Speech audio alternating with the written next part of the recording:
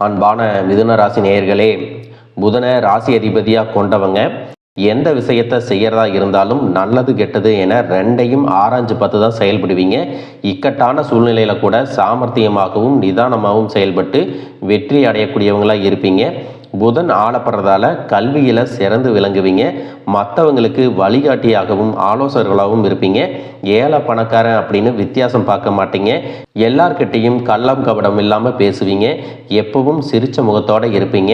உங்களுடைய மிகச்சிறந்த குணம் என்ன அப்படின்னா, எப்படிப்பட்ட சூழ்நிலையாக இருந்தாலும் அதில் எல்லாம் சமாளித்து வருவீங்க.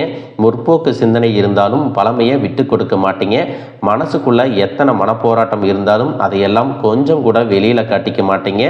இந்த மாதிரியான சிறப்பான குணங்கள் இருக்கக்கூடிய மிதுன ராசி மிருகசீரிசம் 3, 4ஆம் பாதம், திருவாதிரை நட்சத்திரம், புனர்பூசம் 1, 2, 3, 4ஆம் பாதத்தில் இருக்கிறவங்களுக்கு நவ கிரகங்களின் தலைவனான சூரியனும் தேவர்களின் குருவாக போற்றப்படக்கூடிய குரு பகவானும் மார்ச் மாதத்தில் இணைஞ்சு அதிர்ஷ்டத்தை தரக்கூடிய நவ பஞ்ச யோகத்தை உருவாக்க போறாங்க. இந்த யோகத்தின் காரணமா பார்த்தீங்கன்னா தன்னம்பிக்கை அதிகரிக்கும். அதிர்ஷ்டத்தினுடைய வாய்ப்புகள் உங்களுக்கு கிடைக்கும். அறிவு, தெளிவு மற்றும் முடிவெடுக்கக்கூடிய திறன் உங்களுக்கு மேம்பாடு அடையும். தொழில் மற்றும் வியாபாரத்துல நல்ல முன்னேற்றம் கிடைக்கும். சமூகத்துல செல்வாக்கு உயரப்போகுது. பணம் கொடுக்கல் வாங்கல்ல பார்த்தீங்கன்னா இது வரைக்கும் உங்களுக்கு தடைகள் எல்லாம் இருந்திருக்கும். இந்த மாதத்தின் பிற்பகுதியில் உங்களுக்கு சாதகமான முடிவுகள் கிடைக்கும். கடந்த சில மாதங்களா பார்த்தீங்கன்னா உங்க வாழ்க்கையில நடந்த சம்பவங்கள், ஏமாற்றங்கள், துரோகங்கள் எல்லாமே உங்களுக்கு மிகப்பெரிய ஒரு அனுபவத்தை கொடுத்து இருந்தாலும் சில விஷயங்களை எல்லாம் இப்ப வரைக்கும் உங்களால ஜீரணிக்க முடியல. அதனாலேயே நிறைய நேரங்கள்ல மனசு வெறுத்து போய் இந்த வாழ்க்கையில இதுக்கு மேல நான் என்ன கஷ்டப்பட வேண்டி இருக்கு, எனக்கு இந்த வாழ்க்கையே பிடிக்கல அப்படின்னு சொல்லிட்டு இருப்பீங்க. இப்படி ஒரு வாழ்க்கை எனக்கு அமைஞ்சதுக்கு நான் வாழாமையே இருந்திருக்கலாம் அப்படின்னு கூட நெகட்டிவான எண்ணங்கள் உங்க மனசுல வரும். இதுக்கெல்லாம் என்ன காரணம் அப்படின்னு பார்த்தீங்கன்னா, நீங்க நினைக்கிறது ஒன்றும் நடக்கிறது ஒன்றுமாக இருந்திருக்கும். நீங்க செய்யக்கூடிய ஒவ்வொரு நல்ல விஷயத்தை கெடுக்கிறதுக்கும், உங்க முன்னேற்றத்தை தடுக்கிறதுக்கும், உங்களை அவமானப்படுத்துறதுக்கும் இங்க நிறைய நபர்கள் எல்லாம் முயற்சி பண்ணிட்டு இருக்காங்க. ஆனாலும் அவர்களுடைய சதிகளையும் சூழ்ச்சிகளை எல்லாம் தாண்டி இப்போ வரைக்கும் நீங்க ஓரளவுக்கு நல்லா இருக்கீங்க. அப்படின்னா உங்ககிட்ட இருக்கக்கூடிய நல்ல எண்ணங்களும் கடவுள் பக்தியும் இதுவரைக்கும் நீங்க செஞ்ச நல்ல விஷயங்களும் தான் உங்களை காப்பாத்தி இருக்கு. இதுக்கு முன்னாடி நல்ல உறவுகளாகவும் நண்பர்களாகவும் இருந்தவங்களே உங்களுக்கு சில துரோகங்களை எல்லாம் செஞ்சு உங்க வாழ்க்கையை கெடுக்கணும் அப்படின்னு நினைக்கும் போது யார் நல்லவங்க யார் கெட்டவங்க அப்படின்னு தெரியாம எல்லாரையும் சந்தேகப்படுற மாதிரியான ஒரு சூழ்நிலை இருந்திருக்கும். உங்க வாழ்க்கையில நடந்த சில சம்பவங்களுக்கு அப்புறம்தான் சில நபர்கள் எந்த அளவுக்கு பொறாமையோடவும் வன்மத்தோடவும் இருந்திருக்கிறாங்க அப்படிங்கிறத ஓரளவுக்கு புரிஞ்சிருப்பீங்க. இது எல்லாமே தெரிஞ்சும் கூட நீங்க என்னமோ பண்ணுங்க, உங்க அளவுக்கு எனக்கு சூதுவாது தெரியல, இந்த மாதிரி தெரிஞ்சே மனசாட்சிக்கு விரோதமா தப்பு செய்யறவங்களுக்கு அந்த கடவுள் நிச்சயமா தண்டனையை கொடுப்பாரு அப்படின்னு கடவுள்கிட்ட உங்களுடைய வேண்டுதலை எல்லாம் வச்சுட்டு அமைதியா கடந்து போயிட்டு இருக்கீங்க. உங்க மனசுக்குள்ள எத்தனை ஆதங்கம் இருந்தாலும் இப்ப இருக்கக்கூடிய சூழ்நிலையில தான் உண்டு தான் வேலை உண்டு அப்படின்னு தான் நீங்க போயிட்டு இருக்கிறீங்க. மற்றவங்க மாதிரி இல்லாம கஷ்டத்தையும் கண்ணீரையும் மறைச்சிட்டு வெளியே சந்தோஷமா இருக்கிற மாதிரி நடிச்சிட்டு இருக்கிறீங்க. இந்த வாழ்க்கை உங்களை எப்படி புரட்டி போட்டாலும் முடக்கி வச்சாலும் நீங்க எப்பவும் போல சாதாரணமாவே இருக்கிறதால உங்களை சுத்தி இருக்கிறவங்க எல்லாருமே இவங்களுக்கு என்னப்பா ஓஹோன்னு ஜாலியான வாழ்க்கை வாழ்றாங்க அப்படின்னு சொல்லுவாங்க. ஆனா மனசுல நிம்மதி இல்லாம, வயிறார சாப்பிட முடியாம, நிம்மதியா தூங்க முடியாம எவ்வளவு கஷ்டப்படுறீங்க அப்படிங்கிறது உங்களுக்கு மட்டும்தான் தெரியும். இந்த மாதிரி உங்க வாழ்க்கையில திடீர்னு ஒரு பிரச்சனை அப்பப்போ வந்துட்டு தான் இருக்கு. அதையெல்லாம் எல்லா இடத்துலயும் நீங்க கடந்து வந்துட்டு தான் இருக்கீங்க. இந்த மாதிரி நீங்களா ஏதோ தட்டு தடுமாறி எந்திரிச்சு நிக்கிறப்போ உங்களை குறை சொல்றதுக்குன்னே நிறைய பேர் தேடி வருவாங்க. நீங்க 1000 நல்ல விஷயம் செஞ்சாலும் அதையெல்லாம் பாராட்டி ஒரு வார்த்தை கூட சொல்ல மாட்டாங்க. அதுவே உங்களுக்கு தெரியாம ஒரு தப்பு நடந்துட்டாலோ, உங்களுக்கு சம்பந்தமான ஒருவர் தப்பு செஞ்சிட்டாலோ அது இந்த உலகத்துல யாருமே செய்யாத தப்பு மாதிரி குத்தி காட்டிட்டே இருப்பாங்க. அவங்களுடைய நோக்கம் என்னவா இருக்குன்னா, நீங்க நல்லா இருக்கணும் அப்படிங்கிறத விட முன்னேறிடக்கூடாது அப்படிங்கிறதுல ரொம்பவே கவனமா இருப்பாங்க.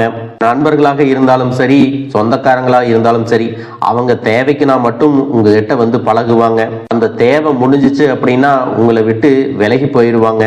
இப்படி மற்றவங்களுக்காக எல்லா விஷயத்தையும் செய்யக்கூடிய உங்களுக்கு ஏதாவது ஒரு அவசரம், ஒரு உதவி தேவைப்படுது அப்படின்னு போய் நின்னா உங்களுடைய சூழ்நிலையை புரிஞ்சுக்காம அவங்க 1000 கேள்விகளை கேட்டுட்டு அதுக்கப்புறமா சின்னதா ஒரு உதவி செய்வாங்க. இதையெல்லாம் நினைக்கும் போது நீங்க எப்படி அவங்களுக்கு உதவி செஞ்சு ஏமாந்திருக்கீங்க அப்படிங்கிறத இப்பதான் புரிஞ்சுப்பீங்க. இந்த வாழ்க்கையில எப்படியாவது முன்னேறணும் அப்படிங்கறதுக்காக தினம் தினம் கஷ்டப்பட்டு உழைக்கிறவங்க. உங்களுடைய மனசாட்சிக்கு தெரிஞ்சு நீங்க யாருக்கும் எந்த கெடுதலையும் கஷ்டத்தையும் துன்பத்தையும் கொடுத்ததில்லை. ஆனாலும் உங்களுக்கு மட்டும் ஏன் இந்த மாதிரி கஷ்டங்கள் வருது, பிரச்சனைகள் வருது அப்படின்னு பார்த்தீங்கன்னா நீங்க நல்லவங்களா தான் இருக்கீங்க, நல்ல விஷயங்களை தான் செய்யறீங்க.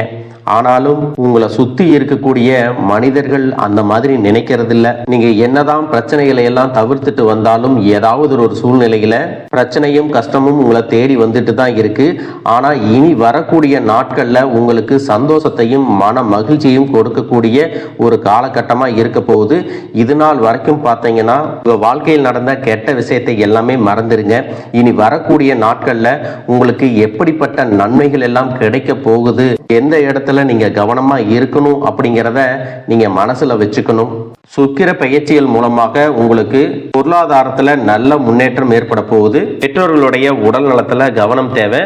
இதுவரைக்கும் உங்களுடைய பணம் ஹாஸ்பிட்டல் செலவுகளுக்கோ, கடனுக்கு வட்டி கட்டுறது, வண்டிகள் பழுதாகி அதுக்காக செலவு செய்கிறது, மற்றவங்களுக்கு பணம் கொடுத்துட்டு அந்த பணம் திரும்ப வராம கஷ்டப்பட்டது, இந்த மாதிரியான சம்பவங்கள் எல்லாம் நடந்திருக்கும். இதற்கு பிறகு நீங்க பணத்தை சுப செலவுகளுக்காக செய்யணும். நல்ல விஷயங்களுக்கு பணத்தை செலவு செய்யும் போது உங்களுடைய கடன் சுமை பாதிக்கு மேல குறையும். தாய் வழியாக ஆதரவு கிடைக்கும். தொழில் செய்யக்கூடிய இடத்துல உங்களுடைய திறமைகள் வெளிப்படும். வேலை செய்யக்கூடிய இடத்துல உங்களுடைய உயர் அதிகாரிகளின் ஆதரவு உங்களுக்கு திருப்தியாக இருக்கும். சுப செய்திகள் எல்லாமே உங்களை வந்து சேரும். பூமி வாங்கக்கூடிய யோகம் உண்டு. வீடு கட்ட ஆரம்பிச்சு அந்த வேலைகள் பாதியில நிக்குது அப்படின்னா அந்த வேலைகள் எல்லாமே உங்களுக்கு சிறப்பா முடியும். உடன்பிறப்புகளின் திருமண முயற்சிகள் கைகூடும். புதிய வாகனங்கள் வாங்குறதுல ஆர்வம் காட்டுவீங்க. தொழில எதிர்பார்த்ததை விட கூடுதலான லாபம் கிடைக்கும். ஆரோக்கியம் சீராகி உற்சாகத்தோட எல்லா வேலையும் செய்வீங்க. அரசு வேலைகள்ல இருக்கிறவங்களுக்கு மேலதிகாரிகளுடைய ஆதரவு கிடைக்கும். உங்களை விட்டு விலகி சென்ற சொந்தங்கள் எல்லாமே திரும்ப வந்து சேருவாங்க. சகோதர ஒற்றுமை வலுப்படும். நிழல் கிரகங்களான ராகு கேது பயிற்சியில பாத்தீங்கன்னா உங்களுக்கு மறக்க முடியாத சில சம்பவங்கள் எல்லாமே உங்களுடைய வாழ்க்கையில் நடக்கும். இந்த காலத்துல குடும்பத்திலையும் தொழிலையும் நீங்க கூடுதலான கவனத்தை செலுத்தணும். உங்களுடைய கடின உழைப்பால லட்சியத்தை அடையணும் அப்படிங்கறதுக்காக ஒரு பிளான் போட்டு வச்சிருப்பீங்க. அது எல்லாம் உங்களுக்கு கையில கிடைக்கிற நேரத்துல உங்களுக்கு பணம் வருவது சில தாமதங்கள் ஏற்படும். வியாபாரத்துல போட்டிகளை எல்லாம் நீங்க சந்திக்க வேண்டியது இருக்கும். குடும்ப உறவுகள்ல நீண்ட காலமாக இருந்த திருமண தடைகள் எல்லாமே நீங்கும். கல்யாண பேச்சு கைகூடும். சின்ன வயசுலேயே கணவன் மனைவி பிரிஞ்சிருக்காங்க அப்படின்னா விவாகரத்து பெற்றதுக்கு அப்புறம் அவங்களுக்கு 2வது திருமணம் கைகூடக்கூடிய வாய்ப்புகளும் இருக்கு. அரசு வழியில சில சிக்கல்கள் உருவாகும். தன்னம்பிக்கையும் தெய்வ நம்பிக்கையும் அதிகமாக தேவைப்படும். இந்த காலகட்டத்தில் ஆரம்பத்தில் உங்களுடைய வளர்ச்சிக்கு காரணமாக இருந்தவர்களே உங்களுடைய வளர்ச்சியை பார்த்து பொறாமப்பட்டு எதிரிகளாக மாறக்கூடிய சூழ்நிலையும் இருக்கும். இப்படி இன்பமும் துன்பமும் கலந்து வரக்கூடிய உங்களுடைய வாழ்க்கையில எனக்கு எதுவுமே நடக்கல, நல்லது நடக்காது அப்படின்னு எதிர்மறையான எண்ணங்கள் உங்ககிட்ட இருக்குது அப்படின்னா உங்களுடைய வாழ்க்கையில நிறைய நல்ல மாற்றங்கள் வரணும், அதிசயங்கள் நடக்கணும் அப்படின்னா சித்தர்களுடைய ஜீவ சமாதி, குருமார்களுடைய ஆலயம் மற்றும் சுயம்பு ஆலயங்களுக்கு தொடர்ச்சியாக நீங்க பயணம் செஞ்சுட்டு வந்தீங்கன்னா நீங்க ஆன்மீகத்துல யாரையெல்லாம் பின்பற்றீங்களோ அவங்க எல்லாருமே உங்களுக்கான ஆசைகளை கொடுப்பாங்க. அனைத்து சித்தர்களும் குருமார்களும் மக்களுக்கு நல்லது செஞ்சவங்க, நோயை தீர்த்தவங்க, அதிசயங்களை நிகழ்த்தி காட்டினவங்க, இன்னைக்கும் அதையெல்லாம் செஞ்சுட்டு தான் இருக்காங்க. நீங்க 10 சித்தர்களை தேடி போனீங்க அப்படின்னா 11வது சித்தரை உங்களுடைய சுயமுயற்சி இல்லாமலேயே தானாக தேடி போகக்கூடிய வாய்ப்புகளும் உங்களுக்கு கிடைக்கும். இது பெரும்பாலும் எல்லாருக்கும் தெரியறதில்ல.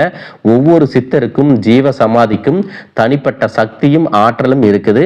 நீங்க தொடர்ந்து இது மாதிரியான இடங்களுக்கு போகும்போது பலவிதமான நல்ல மாற்றங்கள் உங்களுடைய உடல்லையும் மனதிலையும் ஆரோக்கியத்திலையும் வாழ்க்கையிலும் உங்களுக்கு நடக்கும்.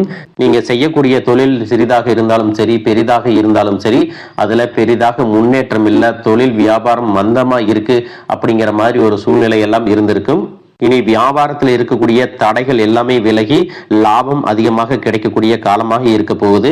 உங்களுக்கு வர வேண்டிய பணம் விரைவில் கைக்கு வந்து சேரும். குடும்பத்தில் நெருக்கடிகள் விலகும், செல்வாக்கு அந்தஸ்து உயரும், வெளிநாட்டு முயற்சிகள் எல்லாமே உங்களுக்கு வெற்றியை கொடுக்கும். தெய்வ சிந்தனை அதிகமாகும் போது பெரியோர்களுடைய உதவிகள் எல்லாமே கிடைக்கும். உறவுகள் இருந்த சண்டை சச்சரவுகள் முழுவதுமாகவே விலகும். புதிய நண்பர்கள் மற்றும் வங்கிகளிடமிருந்து உங்களுக்கு நிதி உதவிகள் கிடைக்கும். பொருளாதார ரீதியாக நீங்க முன்னேறி வருவீங்க.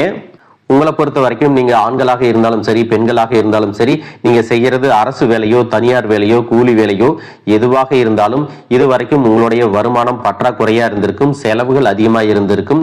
இனி வரக்கூடிய காலங்கள்ல உங்களுடைய சேமிப்பு அதிகமாக உயரப்போகுது. உங்களுக்கு வரக்கூடிய வருமானம் 2 மடங்கா கிடைக்க போகுது. இனி வரக்கூடிய காலகட்டங்கள்ல இதுவரைக்கும் இருந்த கடன் பிரச்சனைகள் இருந்து நீங்க மீண்டு வருவீங்க. பிரிஞ்சிருந்த வாழ்க்கை துணை மீண்டும் உங்களை தேடி வருவதற்கான வாய்ப்புகள் பிரகாசமா இருக்கு.